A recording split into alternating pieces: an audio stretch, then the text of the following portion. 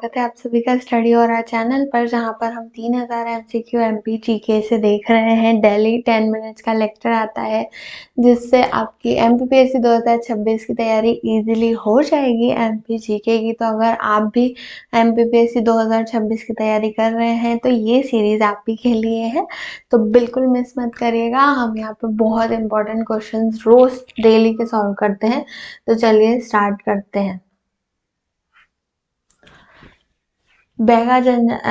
First question है, बैगा जनजाति को किस नाम से भी जाना जाता है? तो बैगा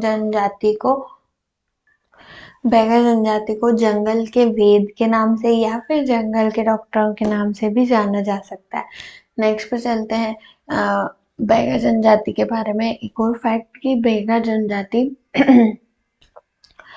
उन 3 मुख्य जनजातियों में से एक है जो मध्य प्रदेश की मुख्य पिछड़ी जनजाति मानी जाती है। तो 3 पिछड़ी जनजाति हैं जो हमने कल के लेक्चर में ऑलरेडी बात कर चुके थे, बैगा, सहारिया और भारिया। ये तीनों ही विशेष पिछड़ी जनजाति में से आती है मध्य प्रदेश की।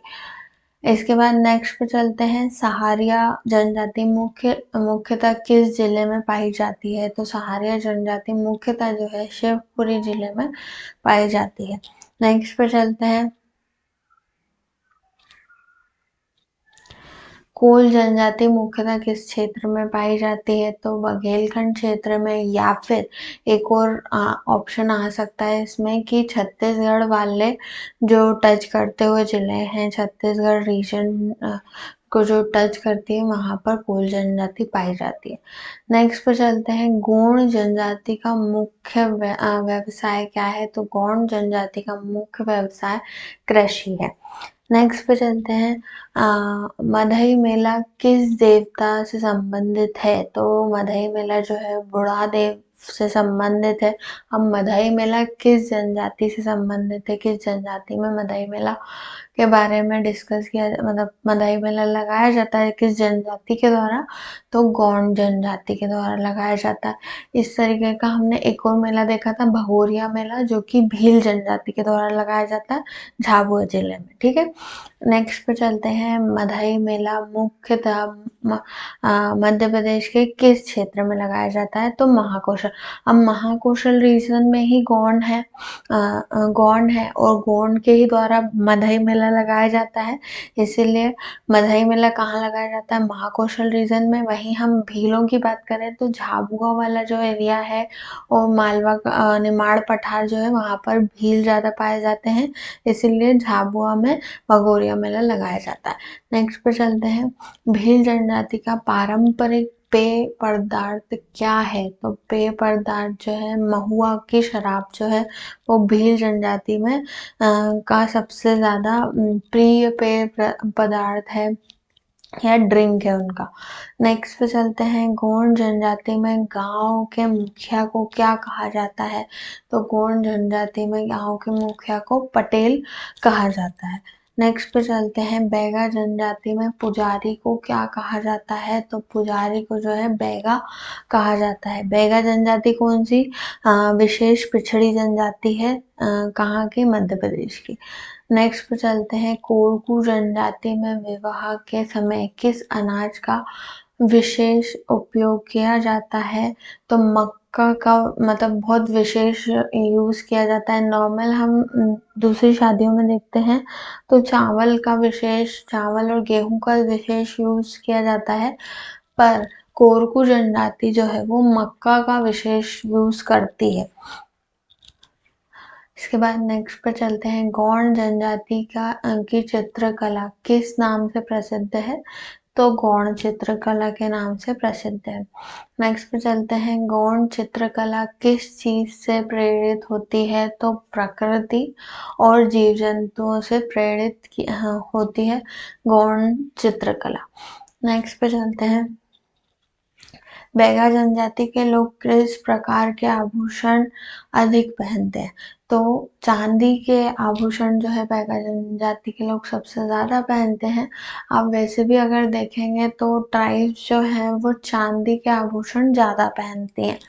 इसके बाद नेक्स्ट पे चलते हैं, भील जनजाति की महिलाएं किस प्रकार की साड़ी पहनती हैं। तो भील जनजाति की जो महिलाएं होती हैं वो लुगड़ा, इनकी साड़ी को क्या बोला जाता है, लुगड़ा कहा जाता है।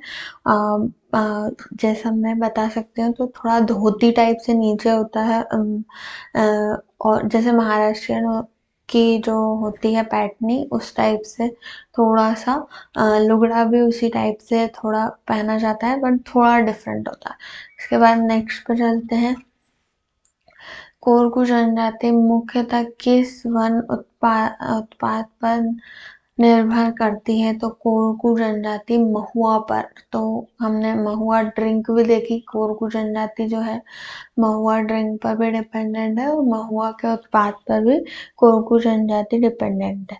इसके बाद सहारिया जनजाति किस प्राकृतिक संसाधन पर अधिक निर्भर है। तो सहारिया जनजाति जो है वो विशेष पिछड़ी जनजाति में से आती है, और अगर विशेष पिछड़ी जनजाति है तो ये ऑब्वियसली वन पर डिपेंडेंट होती है, इनका खेती वेती का ज़्यादा नहीं होता है क्योंकि इन्हें ज्ञान नहीं होता उस चीज़ का, तो ये जंगल पर निर्भर होते हैं अपनी आजीविका के लिए।